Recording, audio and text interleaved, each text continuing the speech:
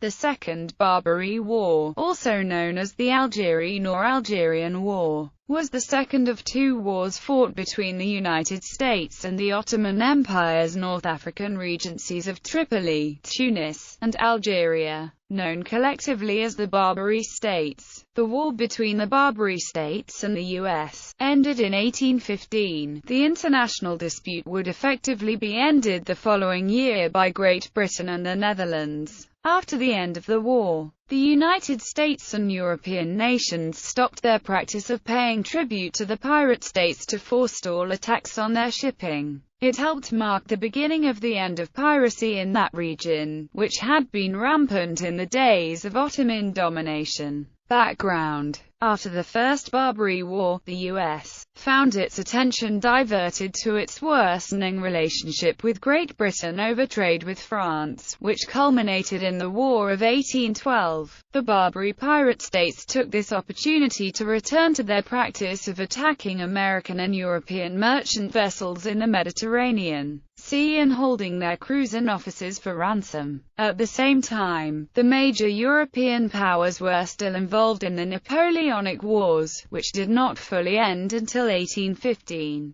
United States' response. At the conclusion of the War of 1812, however, the United States returned to the problem of Barbary piracy. On 3 March 1815, the U.S. Congress authorized deployment of naval power against Algiers, and 2 squadrons were assembled and readied for war. The squadron under the command of Commodore William Bainbridge was ported in Boston, Massachusetts, while Commodore Stephen Decatur's squadron was at New York. Decatur's squadron was ready to set sail first and departed 20 May 1815. It comprised the frigate Susquehanna, the flagship with 44 guns, commanded by Captain William Lewis, Constellation with 36 guns, commanded by Captain Charles Gordon, and Macedonia with 38 guns, under the command of Captain Jacob Jones. The sloops of war HMS Epervier, commanded by Captain John Downes, and Ontario with 16 guns, commanded by Captain Jesse D. Elliott. The brigs Firefly, Spark and Flambeau, each with 14 guns, commanded by Lieutenants George W. Codges, Thomas Gamble, and John B. Nicholson, and the schooners Torch and Spitfire, both with 12 guns, commanded by Lieutenants Walcott, Chauncey and Alexander J. Dallas. Mr. William Shaler. Bainbridge's command was still assembling, and did not depart until 1 July, missing the actions. Negotiations. Shortly after departing Gibraltar en route to Algiers, Decatur's squadron encountered the Algerian flagship Mashuda, and, in the battle off Cape Gata, captured it.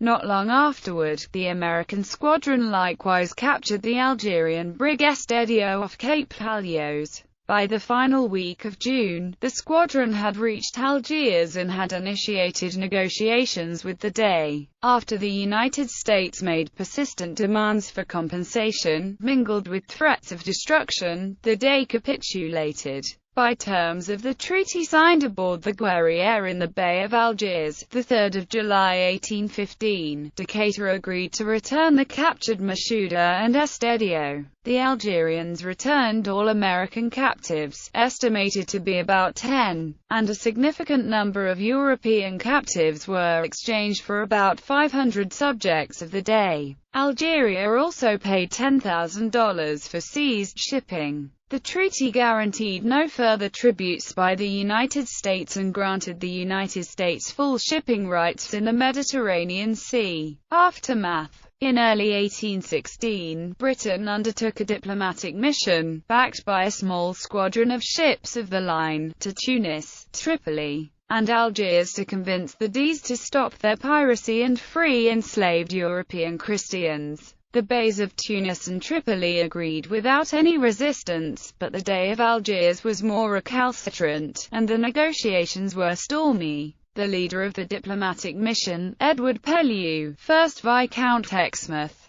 believed that he had negotiated a treaty to stop the slavery of Christians and return to England. However, due to confused orders, just after the treaty was signed, Algerian troops massacred 200 Corsican, Sicilian and Sardinian fishermen who had been classified as under British protection. This caused outrage in Britain and Europe, and Exmouth's negotiations were seen as a failure. As a result, Exmouth was ordered to sea again to complete the job and punish the Algerians. He gathered a squadron of 5 ships of the line, reinforced by a number of frigates, later reinforced by a flotilla of 6 Dutch ships. On 27 August 1816, following a round of failed negotiations, the fleet delivered a punishing 9-hour bombardment of Algiers. The attack immobilized many of the day's corsairs and shore batteries, forcing him to accept a peace offer of the same terms as he had rejected the day before. Exmouth warned that if these terms were not accepted, he would continue the action. The Dey accepted the terms, but Exmouth had been bluffing. His fleet had already spent all its ammunition. A treaty was signed on 24 September 1816. The British consul and 1,083 other Christian slaves were freed, and the U.S. ransom money repaid. After the First Barbary War, the European nations had been engaged in warfare with one another. However, in the years immediately following the Second Barbary War, there was no general European war. This allowed the Europeans to build up their resources and challenge Barbary power in the Mediterranean without distraction. Over the following century, Algiers and Tunis were colonized by France in 1830 and 1881, respectively. In 1835, Tripoli returned to the control of the Ottoman Empire. In 1911, taking advantage of the power vacuum left by the fading Ottoman Empire, Italy assumed control of Tripoli. Europeans remained in control of colonial governments in East and North Africa until the mid-20th century.